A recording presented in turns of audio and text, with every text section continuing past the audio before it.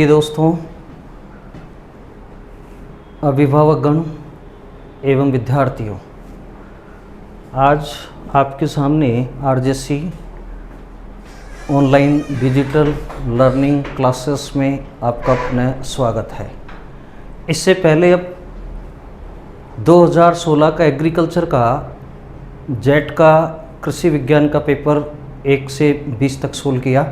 इसके बाद next question अपना 21वां नंबर का क्वेश्चन है। ये खाद उर्वरकों एवं भू परिष्करण क्रियाओं के द्वारा तथा सिंचाई के प्रयोग से उत्पन्न होने वाली भू उर्वरता फर्टिलिटी कहलाती है। बहुत अच्छा क्वेश्चन है, समझने योग्य क्वेश्चन है। इस प्रकार के क्वेश्चन में ऑप्शन नंबर पहला है प्राकृतिक उर्वरकता, बी ऑप्शन उपार्जित उर्वरता, तीसरा ऑप्शन उर्वरता और डी ऑप्शन हमारे पास में भूमि उत्पादकता। इस क्वेश्चन को थोड़ा समझने का प्रयास करें।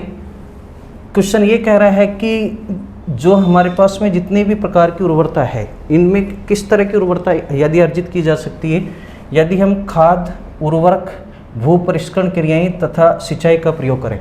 अर्थात ये सभी प्रकार की जो क्रियाएं हैं ये आर्टिफिशियल क्रियाएं हैं। यदि हम मैन्योर का यूज़ करते हैं तो आर्टिफिशियल होगा, फर्टिलाइज़र है वो आर्टिफिशियल, किसी भी तरह की टीलेज के यूज़ करते हैं तो वो भी आर्टिफिशियल फॉर्म में होगा, इरिगेशन वो भी आर्टिफिशियल फॉर्म में होगा।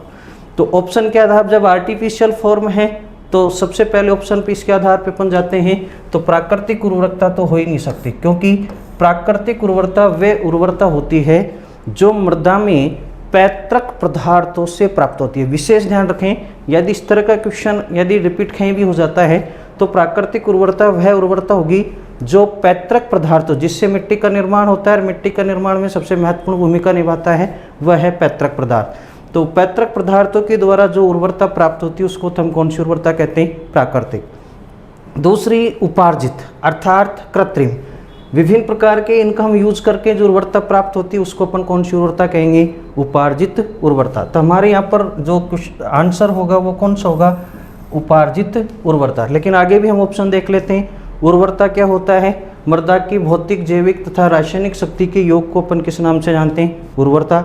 उत्पादकता की बात है तो उत्पादकता भी क्या होता है? मृदा में प्रति हेक्टर जो पैदावार, जो उपज की जो कैपेसिटी होती है उसको अपन क्या कहते हैं? मृदा उत्पादकता। तो हमारे राइट आंसर कौन सा होगा? उपार्जित उर्वरता। तो बी ऑप्शन हमारा क्या होगा? सही। नेक्स्ट क्वेश्चन है बेटा हमारे पास में ओरबैंक की खरपतवार। विशेष ध्यान रखें, ओरबैंक की खरपतवार किन फसलों से संबंधित है? जब आप खरपतवार का क्लासिफिकेशन पढ़ेंगे, वर्गीकरण पढ़ेंगे, तो विभिन्न प्रकार के वर्गीकरण हैं।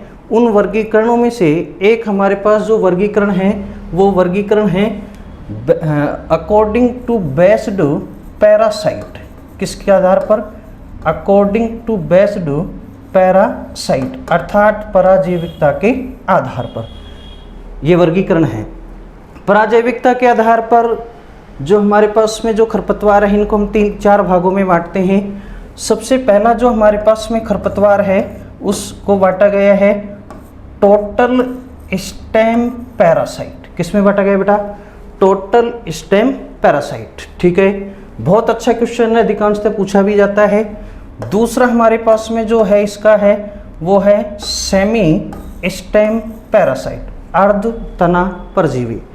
तीसरा हमारे पास में था वो तीसरा ये है टोटल रूट पैरासाइट अर्थात पूर्ण जड़ परजीवी। और चौथा हमारे पास में ऑप्शन है बेटा वो है सेमी रूट पैरासाइट अर्थात पराजीविता के आधार पर खरपतवारों को कितने भागों में बांटा गया है? 4 भागों में। पहला कौन सा है? TSP टोटल स्टेम पैरासाइट, पूर्ण तना परजीवी। दूसरा SSP इसको बोलेंगे सेमी स्टेम पैरासाइट, अर्ध तना परजीवी। तीसरा हमारे पास है बेटा TRP टोटल रूट पैरासाइट अर्थात हिंदी में क्या बोलेंगे? पूर्ण जड़ परजीवी। चौथा ऑप्शन हमारे पास में SRP सेमी रूट पैरासाइट। अब इसमें विशेष रूप से ध्यान रखें कि खरपतवार हमारे पास में पूछा गया है वो उसका नाम क्या है? ओरबैंक की। ठीक है, इसके लिए एक ट्रिक है, उस ट्रिक का नाम है CLOS क्लोजअप, जिसको अपन बोलेंगे इसके आधार पर जो पेस्ट आता है उसके आधार पर नाम रखें क्लोजक, तो CLOS, ठीक है। सी अपने पास में यह है जो दोनों फर्स्ट है, ये C और L दोनों जो फर्स्ट है ये स्टेम से रिलेटेड हैं, और जो दोनों पीछे के हैं ये रूट से रिलेटेड है, ठीक है। C को कस्कूटा, L को लोरेंथस, O को ओरबैंकी, S को स्ट्राइगा के नाम से यहाँ जाना जाता है। जो खरपतवार होगा टोटल स्टेम पैरासाइट होगा वो तो कौन सा होगा, C, SSP होगा, L लोरेंथस, TRP होगा, O ओरबैंकी, SRP होगा वो क्या होगा, स्ट्राइगा। तो ये विशेष ध्यान रखें कि जो ये खरपतवार है ओरबैंकी है, ये ओरबैंकी O है बेटा अपने पास में, ये O है तो ओरबैंकी तीसरे नंबर पे आ रहा है। तो ये सबसे पहले ये बहुत इंपॉर्टेंट है, पूछा भी जाता है कि जो ओरबैंकी है वो TRP है, अर्थात पूर्ण जड़ परजीवी है। अब ये किन फसलों में लगता है, तो जितनी भी सोलेनेसी कुल की फसलें हैं, कौन सी, सोलेनेसी परिवार की जितनी भी फसलें हैं उनमें इसका सबसे ज़्यादा इफेक्ट होता है, किसका, ओरबैंकी का, ठीक है। अब हमको सबसे पहले इस चीज़ को देखें कि सोलेनेसी कुल की फसल किस जगह पर मौजूद है।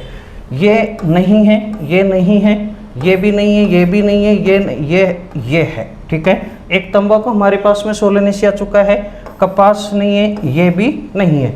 तो ध्यान रखें ऑप्शन इसके आधार पर अब इसमें सरसों है, लेकिन ध्यान रखें अपवाद स्वरूप यह ओरबैंकी जो खरपतवार है वो किस में भी लगता है, किस में भी होता है, सरसों में भी होता है। इसलिए हमारा राइट आंसर होगा बेटा वो क्या होगा, C। तो विशेष ध्यान रखें ओरबैंकी जितने भी सोलेनेसी है, सोलेनेसी का मतलब जितने भी जैसे मिर्ची है, बैंगन है, तंबाकू है, इन सभी फसलों में से रिलेटेड जो खरपतवार है वो कौन सा खरपतवार है, ओरबैंकी। नेक्स्ट क्वेश्चन बेटा, मध्यम अवधि मौसम पूर्वानुमान कितने दिनों के लिए किया जाता है, बहुत इंपॉर्टेंट है। मध्यम अवधि मौसम पूर्वानुमान अर्थात मीडियम ड्यूरेशन वेदर फोरकास्टिंग अर्थात मौसम जलवायु के आधार पर जो ड्यूरेशन, जो अवधि है, इसको 3 भागों में बांटा गया है।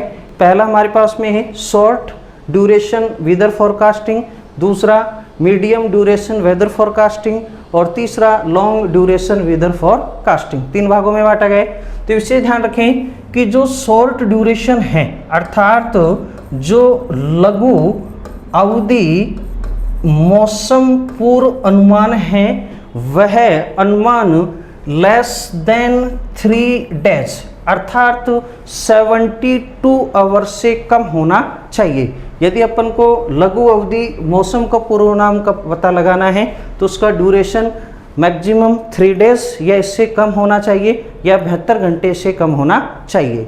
दूसरा हमारे पास में है मीडियम, क्वेश्चन लिखा हुआ है अर्थात मध्यम की अपन बात करें तो मध्यम होगा वो 3 से और 10 दिन के बीच की जितनी भी क्रियाएं हैं मौसम से संबंधित यदि मध्य अवधि में लेते हैं तो वो 3 से 10 दिन के मध्य मानी जाती है। लॉन्ग की बात करें, दीर्घकालीन की बात करें तो उसके लिए मैक्सिमम 10 डेज अर्थात 10 दिन से क्या होना चाहिए, अधिक। तो 10 दिन से अधिक की यदि आप किसी मौसम का पूर्वानुमान लगाते हैं तो वो दीर्घ अवधि मौसम पूर्वानुमान के अंतर्गत माना जाता है। ऑप्शन चेक करें, मध्य अवधि की पूछा है तो मध्यम अवधि कितने में होना चाहिए, 3 से 10। तो हमारा राइट आंसर क्या होगा, बी अर्थात 3 से 10 दिन। बहुत अच्छा क्वेश्चन है, पूछा भी जाता है। नेक्स्ट क्वेश्चन है हमारे बेटा, धान में खेरा रोग होता है, ठीक है। अधिकांशतः ये क्वेश्चन बार बार रिपीट भी होता है, हर एग्जाम में लगभग पूछा जाता है। बहुत आसान क्वेश्चन है, बच्चे इसको अधिकांशतः रटके भी रखते हैं, लेकिन अपन ऑप्शन के आधार पे चलें। पहला ऑप्शन हमारे पास में है जिंक की अधिकता, ठीक है। जिंक की अधिकता से कोई रोग नहीं होता, इसलिए पहला ऑप्शन हमारे पास ऑटोमेटिक क्या है, गलत है, ठीक है। दूसरा है जिंक की कमी, बिल्कुल सही है। जिंक की कमी से होने वाला रोग है वो धान में कौन सा रोग कहलाता है, खेरा रोग, ठीक है। नत्रजन की कमी देखें, इसके बाद ऑप्शन अपना है नत्रजन की कमी। नत्रजन की कमी से टेलरिंग की कम होते, वेजिटेटिव ग्रोथ कम होती है, सभी प्रकार की डिजीज इसके अंतर्गत होती है। तांबे की कमी, तांबे की कमी से यदि अपन बात करें फसलों की, तो फसलों में एक इंपॉर्टेंट रोग होता है, उसको बोलते हैं रिकल्मिनेशन डिजीज, अर्थात सुधारक रोग। वो किसकी कमी से होता है बेटा? तांबे की कमी से। बहुत अच्छा क्वेश्चन है, पूछा भी जाता है। रिक्लेमिनेशन डिजीज ऑफ सीरियल्स, अर्थात खाद्यान्न में सुधारक जो रोग है वो किसकी कमी से होता है? तांबे की कमी से। फलों में भी एक इससे रोग होता है, उसको अपन डाईबैक के नाम से जानते हैं, लेकिन वो फलों में होता है, फसलों में नहीं होता डाईबैक। और ये डाईबैक किस में होता है? सिट्रस फ्रूट्स, अर्थात जितने भी नींबू वर्गीय फल हैं उनमें तांबे की कमी से कौन सा रोग हो जाता है? डाईबैक। लेकिन फसलों की बात करें कि धान क्या है? फसल। तो तांबे की कमी से एक बहुत अच्छा जो आपको पता होना चाहिए, रिकम्बिनेशन ऑफ सीरियल्स, खाद्यान्नों में एक सुधारक नामक रोग है जो तांबे की कमी से होता है। नेक्स्ट क्वेश्चन हमारे पास में है बेटा, वो ये है सोयाबीन की जल्दी पकने वाली वैरायटी कौन सी है? सोयाबीन की पूछा है, और अर्ली वैरायटी अपने पास में कौन सी है?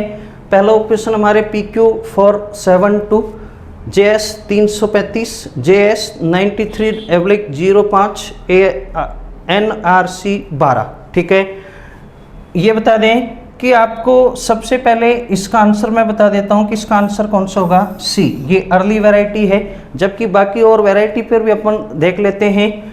पहला और दूसरा ए और बी ऑप्शन है, ये ए और बी ऑप्शन है, ये मीडियम वैरायटी है। कौन सी है? मीडियम, मध्यम कालीन। ठीक है, और जो डी हमारे पास वैरायटी है ये लेट वैरायटी है। कौन सी है? लेट वैरायटी, अर्थात देरी से पकने वाली किस्म है। तो हमारे पास आंसर कौन सा रहेगा? ऑप्शन नंबर कौन सा है? सी, अर्थात JS 93/05। नेक्स्ट क्वेश्चन है हमारे पास में बेटा, गेहूं की फसल में बहुत अच्छा क्वेश्चन है, चौड़ी पत्तीदार खरपतवार ब्रॉड लीव्स वीड्स के नियंत्रण हेतु किस शाकनाशी का प्रयोग कर सकते हैं? आपने दो चीज हमेशा पढ़ी होगी गेहूं में, एक तो सकड़ी पत्ती वाले खरपतवार नैरो लीव्स वीड्स, और एक ब्रॉड लीव्स वीड्स। ठीक है, सकड़ी पत्ती वाले और चौड़ी पत्ती वाले खरपतवार। तो आपने अधिकांशतः गेहूं में पढ़ा होगा कि चौड़ी पत्ती वाले खरपतवारों को नष्ट करने के लिए 2,4-D का उपयोग करते हैं। किसका उपयोग करते हैं बेटा? 2,4-D, लेकिन यह कहीं ऑप्शन में नहीं है। तो आपके लिए सबसे बड़ी समस्या है जो ऑप्शन में नहीं है, तो आपने जो रटा है वो आपका कोई मतलब का नहीं है। इसके बाद में दूसरा हमारे पास में सकड़ी पत्ती की अपन बात करें तो सकड़ी पत्ती के लिए अपन यूज करते हैं आइसोप्रोट्यूरॉन। ठीक है, कौन सा यूज करते हैं? आइसोप्रोट्यूरॉन। तो ऑप्शन पे आधार पे चलें। सबसे पहला आइसोप्रोट्यूरॉन, तो ये गलत है, चौड़ी पत्ती के लिए नहीं है, सकड़ी पत्ती के लिए है। मेटासिक्सोन, ठीक है, ये विशेष रूप से ध्यान रखना चौड़ी पत्ती के खरपतवारों को नष्ट करता है, लेकिन किस फसल में इसका यूज करते हैं बेटा? बहुत इंपॉर्टेंट है, धान में करते हैं। किस में करते हैं बेटा? धान, अर्थात इसका उपयोग हम किस में करते हैं? धान में करते हैं, पैडी में करते हैं। ठीक है, ठीक, चौड़ी पत्ती वाले खरपतवार के लिए। तीसरा हमारे पास ऑप्शन है मेटासल्फ्यूरॉन मिथाइल, बहुत इंपॉर्टेंट है। लगातार हम खेत में जब 2,4-D का यूज करते रहते हैं तो चौड़ी पत्ती वाले जितने भी खरपतवार हैं ये खरपतवार इनसे अपने आप में रेसिस्टेंट पावर डेवलप कर चुके हैं, इसलिए 2,4-D के द्वारा चौड़ी पत्ती के खरपतवार का नियंत्रण नहीं किया जा सकता। यह धीरे धीरे उनमें रेसिस्टेंट डेवलप हो गया जिससे नष्ट नहीं हो रहे, इसलिए 2,4-D के स्थान पर मेटासल्फ्यूरॉन मिथाइल खरपतवार नाशी का यूज करते हैं, जो गेहूं में चौड़ी पत्ती वाले खरपतवार को क्या करता है बेटा? नियंत्रण करता है। तो हमारा आंसर भी कौन सा होगा? राइट आंसर सी होगा। एलोक्लोर की बात करें, इसका उपयोग मैं पहले पिछले पेपर में भी बता चुका हूं, इसका उपयोग अधिकांशतः किसमें करते हैं? शुगर केन अर्थात गन्ना में करते हैं। किसका उपयोग करते हैं? इसका गन्ना में करते हैं। तो हमारा यहाँ राइट आंसर क्या होगा? सी, मेटासल्फ्यूरॉन मिथाइल। ध्यान रखें, इस तरह के जो 2,4-D आइसोप्रोट्यूरॉन रखते हैं उनका विशेष ध्यान रखें, आजकल इनमें रेसिस्टेंट डेवलप भी हो चुका है, तो उनकी जगह रिप्लेस करके यह दूसरा केमिकल हर्बिसाइड यूज किया जाता है। नेक्स्ट क्वेश्चन हमारे पास में बेटा, अधिक जल बचत सेविंग के लिए फसलों में कौन सी सिंचाई की विधियां हैं? ठीक है, विभिन्न प्रकार की विधियां हैं। जैसे सिंचाई की विधियों को मोस्टली हम 4 भागों में बांटते हैं। कितने भागों में बांटते हैं? 4 भाग। पहला है धरातलीय सिंचाई विधि। कौन सा है? धरातलीय। दूसरा है अधोपृष्ठीय अधोधरातलीय। तीसरा है स्प्रिंकलर मेथड और चौथा है ड्रिप इरिगेशन मेथड। ये 4 विधियां हैं, जिसमें 4 विधियों में से कुछ विधियों की सब मेथड भी मौजूद हैं। वो कौन कौन सी हैं देखें। जो ए ऑप्शन, बी और सी, ये तीनों ऐसी विधियां हैं जो धरातलीय सरफेस की विधियां हैं। अर्थात तो पहले से लेके जो तीसरी विधियां हैं, ये विधियां धरातलीय सिंचाई विधियों के अंतर्गत आती है। किसके अंतर्गत? धरातलीय सिंचाई विधियों के अंतर्गत आती है। अर्थात इस जो विधि है इसकी ये सब मेथड है। फिर भी हम इसके बारे में आपको डिटेल बता देते हैं। कूड विधि, फैरो मेथड जिसको अपन बोलते हैं, इस जो ये विधि है कूड मेथड है। इस विधि में सिंचाई कूड के माध्यम से करते हैं और बीज की बुआई मेड के माध्यम से की जाती है। लेकिन अपने सिंचाई की जल बचत की बात करते हैं तो जल की अपन बात कर लेते हैं। इस विधि में 25 से लेकर के 30% जल की क्या होती है बेटा? बचत होती है। सेविंग जो हमारे पास होती है वो कितनी होती है इरिगेशन की? 25 से 30%। ध्यान रखें, धरातलीय सिंचाई, जितनी भी धरातलीय सिंचाई विधियां हैं 1, 2, 3, इनमें सबसे ज्यादा पानी की बचत होती है वो किस विधि में होती है? कूड विधि। इस विधि का उपयोग अधिकांशतः रूट एंड ट्यूबर वेजिटेबल में ही इनका उपयोग, इस विधि का उपयोग किया जाता है, जिसमें पानी की बचत कितनी होती है? 25 से 30%। इन तीनों की बात मैं बता चुका। क्यारी विधि, इस विधि में पानी की बचत इसकी तुलना में कम होती है, तो ये आंसर आ ही नहीं सकता। सीमांत पट्टी विधि, इसमें भी नहीं होती, तो ये भी आंसर नहीं आ सकता। फव्वारा विधि, अगला ऑप्शन हमारे पास डी ऑप्शन है, फव्वारा विधि। स्प्रिंकलर मेथड, इस विधि को आवर हेड इरिगेशन मेथड के नाम से भी जाना जाता है। अर्थात वायवीय सिंचाई विधि के नाम से भी जाना जाता है। क्या होता है इस विधि में? इस विधि में जो जल होता है उस जल को वर्षा के रूप में पौधों तक पहुंचाया जाता है, इसलिए इस विधि को आर्टिफिशियल रेन इरिगेशन के नाम से भी जाना जाता है। अर्थात कृत्रिम वर्षा विधि के नाम से भी जाना जाता है, जिसका भारत में आह्वान इजराइल के द्वारा हुआ। लेकिन बात अपने सेविंग की है तो कितना होता है? इस विधि में 40% तक पानी की बचत होती है। कितनी होती है? 40%। तो ऑप्शन देखें, सबसे अधिक पानी की बचत किस में हुई? फव्वारा विधि, स्प्रिंकलर मेथड। तो हमारा आंसर कौन सा रहेगा बेटा? डी, फव्वारा विधि। बहुत अच्छा क्वेश्चन है, पूछ लिया जाता है। विशेष ध्यान रखें, क्वेश्चन के साथ में ऑप्शन को सोल्व करना बहुत जरूरी है। यदि आपको राइट आंसर चाहिए तो आपको ऑप्शन का विशेष रूप से ध्यान रखें। डायरेक्ट आंसर पर कभी भी नहीं है। ठीक है, आपके समझ में आया होगा। नेक्स्ट क्वेश्चन बेटा, अगला क्वेश्चन हमारे पास में 28वां, बहुत इंपॉर्टेंट क्वेश्चन है। क्वेश्चन को देख के आपको पता चला होगा अधिकांशतः बच्चे इस क्वेश्चन को गलत करते हैं। ठीक है, क्योंकि रट के रखते हैं। जब ऑप्शन इस तरह के दिखते हैं तो वहां पर ये क्या करते हैं, अधिकांशतः बच्चे इसको गलत कर देते हैं। तो विशेष ध्यान रखें, लवणीय क्षारीय मृदाओं में पीएच, दूसरी विद्युत चालकता, इसी इलेक्ट्रिक कंडक्टिविटी, विनिमयशील सोडियम प्रतिशत, ESP एक्सचेंजेबल सोडियम परसेंटेज, तीनों की बात कर रहे हैं। किस मृदा की बात कर रहे हैं? लवणीय क्षारीय मृदा में pH कितना होगा, ESP कितना होगा और उसके साथ में ESP कितना होगा। इस चीज का विशेष ध्यान रखें कि इस प्रकार की जो मृदा का वर्गीकरण है, यह वर्गीकरण USA की लवणता प्रयोगशाला ने भौतिक तथा रासायनिक गुणों के आधार पर, किस आधार पर? विशेष ध्यान रखें, भौतिक तथा रासायनिक गुणों के आधार पर। किसके आधार पर? भौतिक तथा रासायनिक गुणों के आधार पर 3 भागों में बांटा गया। कितने भागों में? 3 भागों में। 3 नाम कौन कौन से दिए?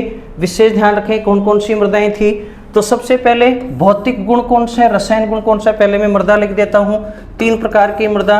पहला जो इसको नाम दिया उसका नाम है सैलाइन सॉइल। कौन सी सॉइल है? Saline soil. अर्थात कौन सी मृदा, सैलाइन सॉइल, ठीक है। दूसरे हमारे पास में जो मृदा है, इस मृदा को अपन बोलेंगे एल्काइन सॉइल। कौन सी है बेटा, एल्काइन सॉइल। तीसरे हमारे पास में जो मृदा है, उस मृदा को अपन बोलते हैं, दोनों का आपस में मिलाएं, सैलाइन एल्काइन सॉइल, अर्थात हिंदी में इसको बोलेंगे लवणीय मृदा। क्या बोलेंगे बेटा, लवणीय मृदा। इसको बोलेंगे क्षारीय मृदा और इसको बोलेंगे, दोनों को मिलाएं, लवणीय तथा कौन सी मृदा, क्षारीय मृदा। बहुत इंपॉर्टेंट, अधिकांशतः ये क्वेश्चन हर जगह आपको देखने, कोई सी भी एग्रीकल्चर का कंपटीशन हो उसमें ये क्वेश्चन ये जरूर आता है। इसमें 3 चीज है बेटा, एक हमारे पास में पीएच, दूसरा है ईसी और तीसरा है ईएसपी, विनिमयशील सोडियम प्रतिशतता। तो इसमें कौन सा तो भौतिक गुण है और कौन से रासायनिक गुण है, ठीक है। इसमें हमारे पास में पीएच है, ये तो रासायनिक गुण है। कौन सा है बेटा, रासायनिक, केमिकल। ये ईसी कौन सा है बेटा, भौतिक। कौन सा गुण है, ये भौतिक। और ईएसपी जो हमारे पास है, ये भी कौन सा गुण है, रासायनिक, ठीक है। इसलिए मैंने 2 शब्द पहले ऊपर लिख दिए, यूएसए की लवणता प्रयोगशाला ने भौतिक तथा रासायनिक गुणों के आधार पर। अब भौतिक हमारे पास में कौन सा है, ईएस। अब इस चीज को ध्यान रखें कि सैलाइन मृदा में अपन, इसको मैं आपको सिस्टम से बता देता हूं कि सबसे पहला हमारे पास में मान लेते हैं, गुण मान लेते हैं ईएस, इलेक्ट्रिक कंडक्टिविटी।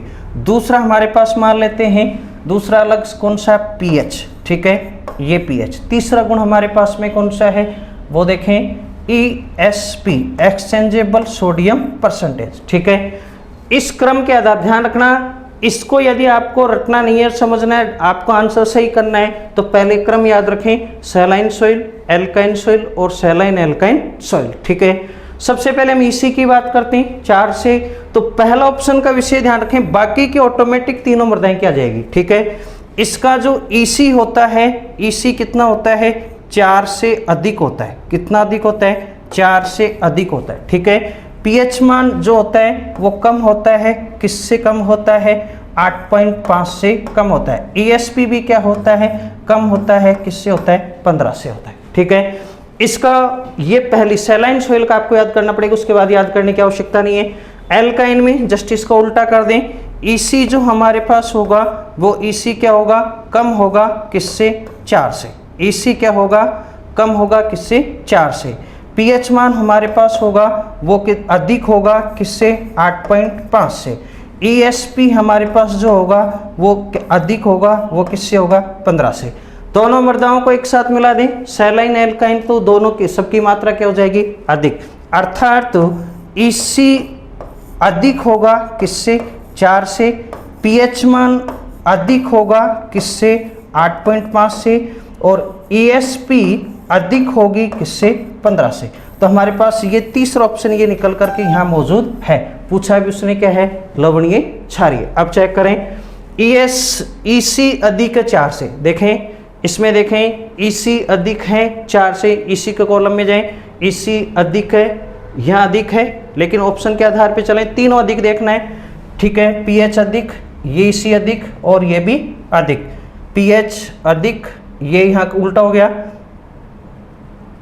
ये हो गया, ये उल्टा है, तो अपना राइट आंसर क्या होगा, कौन सा होगा, पहला। अर्थात पीएच अधिक है 8.5 से, ईसी अधिक है 4, ये किसका, ये डेसीसाइमन पर मीटर, ठीक है। ईएसपी एक्सचेंज सोडियम परसेंटेज प्रतिशत में इसको इंडिकेट करते हैं, वो किससे अधिक होता है, 15 से। तो बेटा हमारा राइट आंसर होगा वो क्या होगा, ए। बहुत इंपॉर्टेंट क्वेश्चन है, रटने की आवश्यकता नहीं है, हमेशा इससे क्वेश्चन पूछा जाता है। फिर भी यदि आपकी ये समझ में नहीं आए हैं, कमेंट्स में आप लिखें, दोबारा मैं आपको इसको दोबारा आपको समझाने का प्रयास करूंगा। नेक्स्ट क्वेश्चन हमारे पास में बेटा, अगला क्वेश्चन है, राजस्थान के कृषि विश्वविद्यालय के मुख्यालय क्रमशः कोटा, जोबनेर, उदयपुर एवं बीकानेर क्रमशः निम्न किन कृषि जलवायु खंडों के अंतर्गत आता है। ये विषय ध्यान रखें कि इस प्रकार का जो क्वेश्चन आते हैं बेटा, ये आपको रटना ही पड़ेगा, इसका कोई तरीका नहीं है। जब तक आपको जलवायु खंडों का पता नहीं होगा तब तक आप इस क्वेश्चन का आंसर नहीं दे सकते। फिर भी मैं आपको बताता हूँ, राजस्थान में टोटल जलवायु खंडों की बात होनी चाहिए, राजस्थान में टोटल जलवायु खंडों की संख्या कितनी है बेटा? 10 है। टोटल कितनी है बेटा? 10 है। ठीक है, अब जो जलवायु खंड है इनमें सबसे पहले कोटा, ठीक है, कोटा किस में आता है, फिर जोबनेर, जयपुर किस में आता है, फिर बाद में उदयपुर और उसके बाद में बीकानेर। ऑप्शन चेक करें, पंचम तो सब में है, तो यहाँ से आपको पता नहीं चलेगा। तृतीय बी, तृतीय ए यहाँ इससे आपको पता चलेगा। ठीक है, कोटा के बाद में आता है जोबनेर अपने पास में तृतीय ए के अंतर्गत आता है। जयपुर जो है, उदयपुर फोर्थ ए के अंतर्गत आता है। बीकानेर फर्स्ट सी के अंतर्गत माना जाता है। तो हमारा राइट आंसर क्या होगा बेटा? बी। ठीक है, विशेष ध्यान रखें, ये क्वेश्चन जब तक जलवायु खंड को आप याद नहीं करते, किस जलवायु खंड के अंतर्गत, तो टोटल राजस्थान में कितने 10, तो किसके अंतर्गत कितने आते हैं वो आपको ध्यान रखना ही पड़ेगा। नेक्स्ट क्वेश्चन हमारे पास में बेटा बहुत अच्छा क्वेश्चन है। फसलों में जीवन रक्षक सिंचाई व भूजल वृद्धि में की जल संरक्षण की राजस्थान सरकार की योजना कौन सी है? इसमें विभिन्न प्रकार की योजनाएं हैं। इनमें डी ऑप्शन हमारे पास इनमें से कोई नहीं। पहली है लिफ्ट सिंचाई योजना, बी खेत तलाई योजना, सी डिग्गी योजना और डी इनमें से कोई नहीं। तो डी तो वैसे ही गलत है क्योंकि योजना है तो सही, लेकिन कौन सी इसको देखना पड़ेगा। तो 3 ऑप्शन को चेक करें। लिफ्ट सिंचाई योजना राजस्थान सरकार के द्वारा चलाई गई है, जिसमें अधिकांशतः नहरों के विकास के लिए, किसके लिए? नहरों के विकास के लिए। लेकिन हमारे पास में बेटा क्वेश्चन में क्या पूछा है? फसलों के जीवन रक्षक सिंचाई के लिए। बात किसकी कर रहे हैं? जीवन रक्षक सिंचाई और भूजल वृद्धि के लिए। ठीक है, दूसरी हमारे पास है खेत तलाई योजना। ठीक है, ये योजना राजस्थान सरकार के द्वारा ही चलाई गई है और इसके खेत के अंदर छोटे छोटे पॉन्ड्स तालाब बनाए जाते हैं जो विशेष रूप से जीवन रक्षक और भूजल वृद्धि में क्या होते हैं? सहायक होते हैं। इसलिए हमारे पास में बी ऑप्शन क्या है इसका सही है। डिग्गी योजना ये केंद्र सरकार के द्वारा चलाई गई योजना है, इसमें कुओं का अधिकांशतः निर्माण किया जाता है। तो ये आपको ये भी ध्यान रखना है। तो हमारे पास इसमें राइट आंसर होगा वो क्या होगा? खेत तलाई योजना। नेक्स्ट क्वेश्चन है हमारे पास में बेटा, महाराष्ट्र के कोंकण क्षेत्र में ईपी कोटाई, ध्यान रखना महाराष्ट्र अर्थात दक्षिणी क्षेत्र की बात कर रहा है। कौन से क्षेत्र की बात कर रहा है? दक्षिणी क्षेत्रों की। ठीक है, दक्षिणी क्षेत्रों में ईपी कोटाइल ग्राफ्टिंग का प्रवर्धन प्रोपोगेशन किया जाता है। अर्थात तो जो भारत का दक्षिणी क्षेत्र जहां महाराष्ट्र है, इसमें ईपी कोटाइल जो ग्राफ्टिंग मेथड है, इस मेथड का उपयोग किस फल के प्रवर्धन में किया जाता है? बहुत इंपॉर्टेंट क्वेश्चन है, अधिकांशतः ये क्वेश्चन पूछा भी जाता है। इस प्रकार की जो ग्राफ्टिंग की विधियां हैं, ध्यान रखें, जो हमारे पास में ऑप्शन के आधार पर चलें तो ऑप्शन में सबसे पहले अनार है, दूसरा अंगूर है, तीसरा आम है और डी हमारे पास में क्या है? लीची। आपने पढ़ा होगा अनार तथा अंगूर दोनों में कटिंग मेथड का यूज करते हैं, कहीं भी ग्राफ्टिंग नहीं की जाती। इसलिए पहला और दूसरा ऑप्शन पे तो विचार करें ही नहीं। सी ऑप्शन आम में आपने जरूर ग्राफ्टिंग पढ़ा होगा, तो आंसर भी आपका आपने समझ ही गए होंगे कि आंसर इसका क्या है? आम है। और लीची की जो बात करते हैं तो लीची में बेटा लेयरिंग यूज करते हैं। कौन से मेथड यूज करते हैं? लेयरिंग। ठीक है, जिसमें लेयरिंग में कौन सा? एयर लेयरिंग को हम विशेष हवाई दाब, ध्यान रखना हवाई दाब लीची में करते हैं, जो लीची का कॉमर्शियल प्रोपोगेशन की विधि भी मानी जाती है। कौन सी है? Air layering. ठीक है, जो किस में अपनाते हैं? लीची में। तो हमारे पास आंसर होगा इसका कौन सा? आम, सी आंसर होगा। लेकिन मैं आपको इस विधि के बारे में आपको थोड़ा बता देता हूं। ईपी कोटाइल ग्राफ्टिंग मेथड कौन सा मेथड है बेटा? EP quartile grafting method. ठीक है, ईपी कोटाइल जो ग्राफ्टिंग मेथड है, आम के व्यावसायिक प्रवर्धन के लिए commercial propagation of mango is suitable veneer grafting. कौन सी विधि है? Veneer grafting. लेकिन ध्यान रखें, आम के व्यावसायिक प्रवर्धन के लिए ये वीनियर ग्राफ्टिंग थी, लेकिन यदि आप पूछे कि आम के व्यवसाय की सबसे मॉडर्न आधुनिक जो विधि है प्रवर्धन की, वो आधुनिक विधि है बेटा। वो कौन सी विधि है? वो है एपिकोटाइल ग्राफ्टिंग विधि है। ठीक है, इस विधि में क्या करते हैं ये भी आपको और मैं बता देता हूं। इस विधि में जो रूट स्टॉक हम प्राप्त करते हैं वो क्या कैसे प्राप्त करते हैं? जो आम की गुठली है उसको बोते हैं, और जैसे ही अंकुरित होते हैं तो 20 से 25 दिन बाद, कितने दिन बाद? 20 से 25 दिन के बाद उस गुठली पर, जो पौधा प्लांट है उस पर वी आकार का, कौन सा? वी शेप, ठीक है, इस आकार का कटान लगाया जाता है। लेकिन विशेष ध्यान रहे इस विधि में, ये तो अपन ने यहाँ से तो रूट स्टॉक अपन ने ले लिया, लेकिन साइन स्टॉक, ठीक है, जो सांकुर शाखा है, साइन स्टॉक जो हम लेते हैं, ये साइन स्टॉक के लिए अपन क्या करते हैं, कम से कम साइन स्टॉक के लिए जो पौधा लेंगे वो 3 माह पुराना होना चाहिए। ध्यान रखना दोनों की एज इक्वल नहीं होनी चाहिए। यदि इक्वल है तो ये गलत है, इसलिए ध्यान रखा ग्राफ्टिंग विधि में यह विधि सबसे अपवाद है, क्योंकि हर जगह रूट स्टॉक तथा साइन स्टॉक की एज, उसका साइज, उसका शेप ये समान होना चाहिए, जबकि इस विधि में दोनों अलग है। एज यहाँ रूट स्टॉक की 20 से 25 दिन लेते हैं और साइन स्टॉक कितने माह पुराना होना चाहिए? 3 माह पुराना होना चाहिए। तो इस तरह की विधि है। तो ये आम में प्रवर्धन की सबसे मॉडर्न आधुनिक विधि है। उस विधि का नाम है विदा, उस विधि का नाम है एपिकोटाइल ग्राफ्टिंग। इसलिए हमारा आंसर कौन सा होगा? सी, जिसको अधिकांशतः कौन से क्षेत्रों में? दक्षिणी क्षेत्रों में उपयोग इसका किया जाता है। नेक्स्ट क्वेश्चन है बेटा हमारे पास में, फल सुसुप्त अवस्था पाई जाती है, डोरमेंसी पीरियड पाई जाती है। किस फल में फल सुसुप्त अवस्था पाई जाती है? सुसुप्त अवस्था जो एक निश्चित समय के पश्चात पौधा अपना जितने भी पत्तियां हैं उनको गिरा देता है एक निश्चित समय पर, वो डोरमेंसी पीरियड होता है। तो आम सदाबहार है, तो इसके लिए आंसर आपका ये पहला ऑप्शन क्या है? गलत है। आंवला जो हमारे पास में है, आंवला है ऑप्शन दूसरा। तीसरा ऑप्शन हमारे पास अनार है, और चौथा ऑप्शन क्या है? बैर में है। ठीक है, इनमें आपको पता होगा कि कौन सा फल सुसुप्त, जो उनमें सुसुप्त अवस्था पाई जाती है। तो सुसुप्त अवस्था बेटा किस में पाई जाती है? बैर में, सॉरी आंवले में पाई जाती है। किस में पाई जाती है? आंवले। आंवले में सुसुप्त अवस्था, अनार और बैर में सुसुप्त अवस्था नहीं पाई जाती। इसके साथ में अंगूर भी है जिसमें सुसुप्त अवस्था पाई जाती है। नेक्स्ट क्वेश्चन हमारे पास में बेटा, बैर की कौन सी किस्म अर्ली उमरान, वेरी गुड, बहुत अच्छी किस्म है, अर्ली उमरान का चयन किया गया गुजरात से किया गया बेटा। कहाँ से किया गया? गुजरात से। ये ऑप्शन हमारा सही है।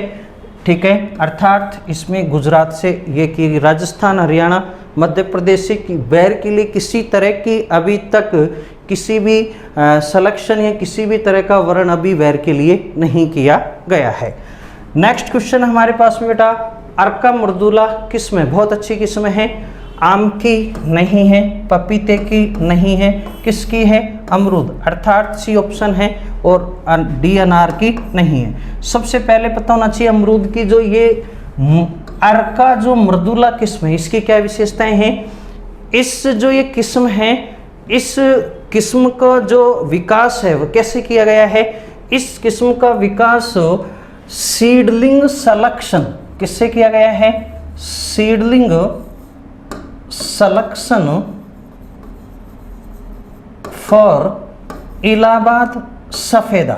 अमरूद की कौन सी वैरायटी है? इलाहाबाद सफेदा। इलाहाबाद सफेदा के बीजीय वर्ण से कौन सी किस्म विकसित की है?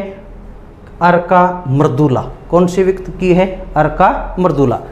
इसके बहुत अच्छी एक करैक्टर भी है, क्या इसकी एक बहुत अच्छी विशेषता भी है, इसके जो बीज होते हैं ये बहुत ही सॉफ्ट होते हैं, अर्थात ये वैरायटी सॉफ्ट सीडेड वैरायटी है। कौन सी वैरायटी है बेटा? सॉफ्ट सीडेड वैरायटी, जिसका चयन किससे गया किया था? इलाहाबाद सफेदा के बीजीय वर्ण से।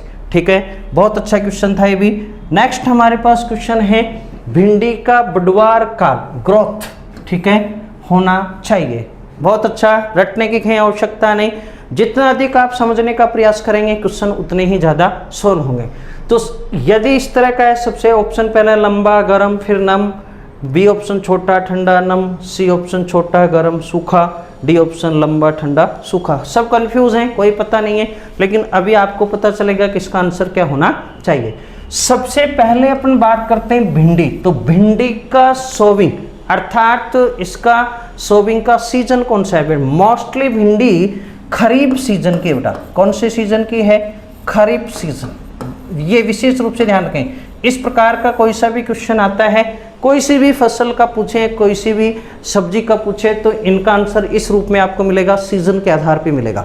ठीक है, भिंडी मोस्टली किस सीजन में बोई जाती है? खरीफ सीजन में। अब आपने देखा होगा खरीफ जो सीजन होता है, उस खरीफ सीजन में डे लाइट लेंथ, जो दिन का जो प्रकाश होता है, डे लाइट जो होती है वो अधिक होती है। किसकी तुलना में? रवि की तुलना में। ठीक है, तो इसमें जो लेंथ है वो, इसकी लेंथ क्या होगी? डे की लेंथ क्या होती है? अधिक होती है। अर्थात दिन की जो लंबाई है वो दिन की लंबाई क्या होती है?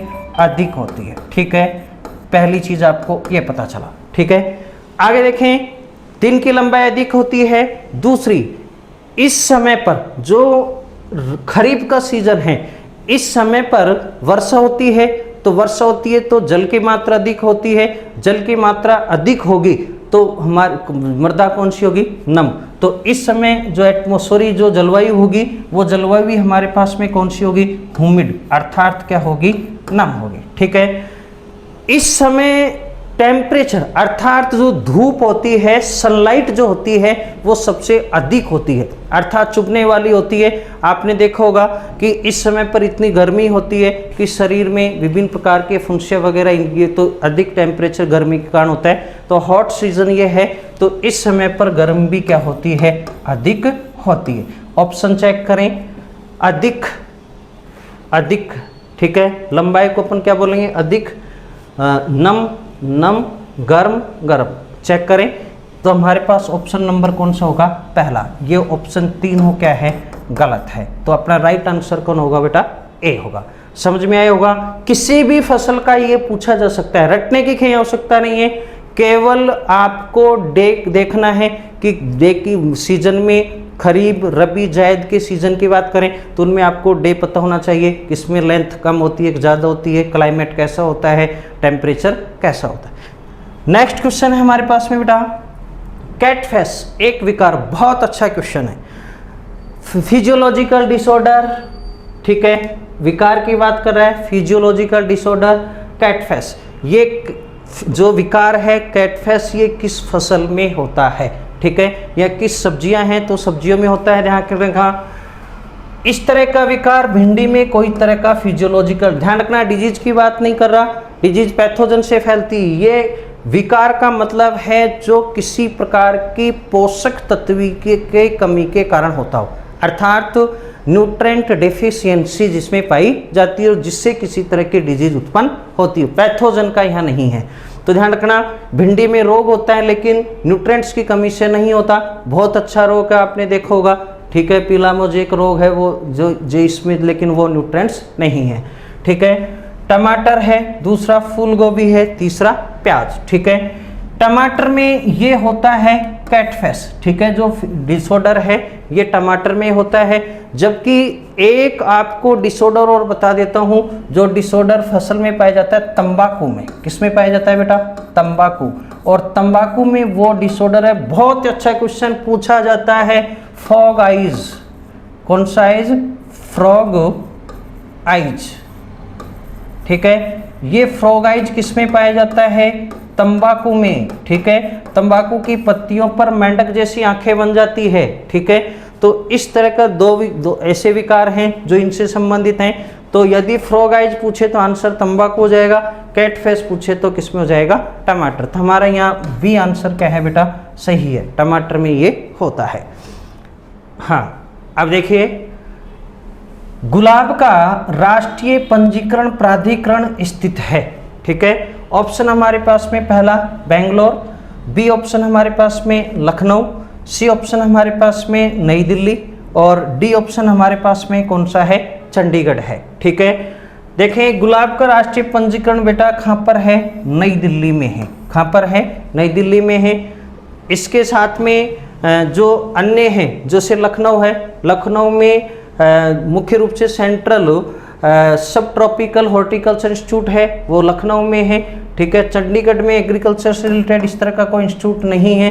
ठीक है, लखनऊ में आपको बता दिया, बेंगलोर में है जो हेसरघट्टा, आपको CISH सबको पता है। ठीक है, तो ये है, तो गुलाब का अपना होगा वो कौन सा होगा, नई दिल्ली, अर्थात तो C ऑप्शन होगा। अगला क्वेश्चन है एगमार्क कानून बनाया गया, कब बनाया गया बेटा, रटने का क्वेश्चन है 1937। लेकिन ये ध्यान रखें एगमार्क किससे संबंधित है, ये क्वेश्चन पूछ लिया जाता है। प्योरिटी, शुद्धता से संबंधित है, किससे है बेटा, शुद्धता। ठीक है, तो एगमार्क यदि पूछे कि एगमार्क किससे रिलेटेड है, तो किससे रिलेटेड है, शुद्धता से रिलेटेड है, प्योरिटी अर्थात शुद्धता। ठीक है, जिसकी स्थापना कब की, जिससे 1937 में लागू कर दिया गया है। नेक्स्ट क्वेश्चन हमारे पास 39, पैक्टिन की मात्रा ज्ञात की जाती है। बहुत अच्छा क्वेश्चन है। पैक्टिन, पहले पता होना चाहिए कि पैक्टिन की जांच हम किस में करते हैं, किस में करते हैं बेटा, जेली में करते हैं। किस में करते हैं, जेली में। ठीक है, अब जेली में पैक्टिन की जांच की आपको विधि पता होना चाहिए कि साहब कौन कौन सी विधियों के आधार पर या किसके आधार पर हम पैक्टिन की जांच करते हैं। पढ़ा होगा आपने, सबसे पहली जो अधिकांशतः बच्चों को पता होता है, जेली मीटर के द्वारा। किसके द्वारा, जेली मीटर के द्वारा।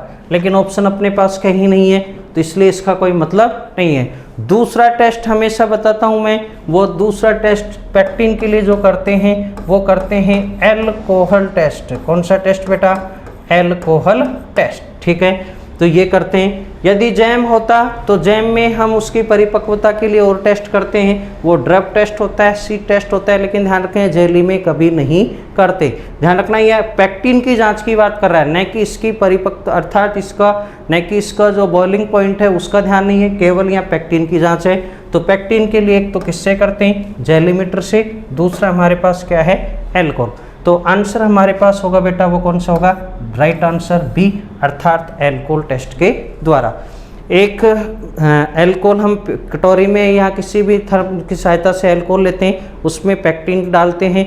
यदि पैक्टिन डालने के बाद यदि छोटे छोटे यदि उसके ढेले बनते हैं तो पैक्टिन की मात्रा कम मानी जाती है, और एक ढेला बनता है, एक दो ढेले बनते हैं तो पैक्टिन पर्याप्त मात्रा में माना जाता है। इस प्रकार का परीक्षण है, वो परीक्षण कौन सा होता है, एल्कोहल टेस्ट। नेक्स्ट और लास्ट क्वेश्चन है बेटा, विथेनिन पाया जाता है। कौन सी औषधीय जो हैं जिनमें विथेनिन पाया जाता है। पहला जेट्रोफा, ठीक है, ऑप्शन में थोड़ा मिस्टेक है, बी इसबगोल, सी अश्वगंधा, और चौथा ऑप्शन ही बेटा गलत है, इसमें सोनामुखी, सेना नहीं है, ये क्या है, सोनामुखी। ठीक है, पहला ऑप्शन जेट्रोफा, दूसरा ऑप्शन इसबगोल, तीसरा ऑप्शन अश्वगंधा, और डी ऑप्शन हमारे पास में क्या है, सोनामुखी।